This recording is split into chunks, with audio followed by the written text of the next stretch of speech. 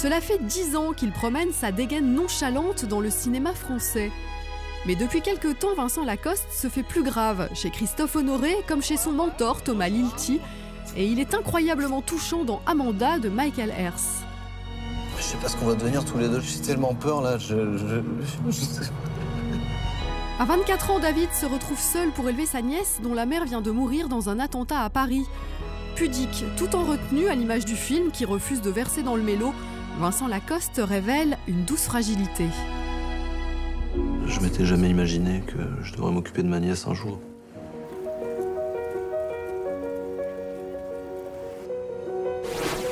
Vincent, à quoi on doit cette magnifique moustache qui vous sied particulièrement?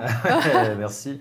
Un film que je suis en train de tourner, qui s'appelle De nos frères blessés, qui se passe dans les années 50 pendant la guerre d'Algérie et où j'ai le plaisir d'arborer cette magnifique moustache. Donc Vincent Lacoste en plein drame.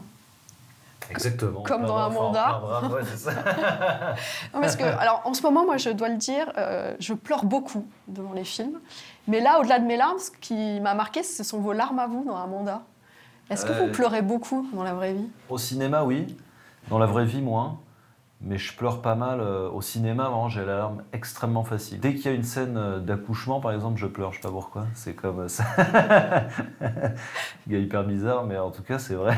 Enfin, je pleure tout le temps, quoi, au dessin animé, au truc, partout, tout le temps, quoi. Et au cinéma, en tant qu'acteur, est-ce que là, les larmes ont coulé facilement? C'est tellement intime, la tristesse. Ça me faisait assez peur, à vrai dire. Enfin, pas que ces scènes-là, mais tout le film, le rôle me faisait assez peur, parce qu'en effet, c'est quelque chose que j'avais moins fait, où j'avais fait plus des comédies avant. Ce qui définit le personnage, c'est le drame qu'il vit dans le film, quoi. Mais c'est justement ça qui me faisait un peu plus peur. Être juste dans ces émotions-là, quoi. Encore plus dans un film qui est un peu naturaliste, quoi, si on peut dire. Je t'achèterai un croissant, on n'a plus le temps de déjeuner. En fait, les situations qu'il décrivait étaient vraiment d'une justesse assez folle. Il y a des idées dans le scénario qui sont vraiment belles. Il y a la scène où Amanda remarque que j'ai jeté la brosse à dents de sa mère qui est décédée. Que les objets restent une fois que les gens sont partis. Et ça, je trouvais ça hyper beau. Elle est où la brosse à dents de maman? Ah, je l'ai rangée, mais faut pas la laisser là, sa brosse. Non, t'es pas d'accord? T'as pas le droit de faire ça, c'est pas ta brosse. T'es pas chez toi ici. C'est pas toi qui décide pour les brosses. Ok, excuse-moi. Bah, je la remettrai. Remets-la tout de suite. Tout de suite. Bah, je te promets que je la remettrai, mais là, juste, on n'a pas le temps, il faut qu'on se dépêche, d'accord? Vous aviez une jeune partenaire, c'est une petite fille, c'est la première fois qu'elle joue au cinéma. Elle a des scènes, elle aussi, très compliquées à tourner. Comment on gère les larmes d'un enfant? Je me demandais quelle compréhension elle a de ça. Est-ce que... Comment elle se figure le fait de jouer dans un film, c'est son premier. Et en fait, c'est vraiment comme une actrice, en fait, normale, quoi. Elle pleure et après, coupée, elle dit « Voilà, c'était bien, machin. » C'est ça qui est marrant, quoi.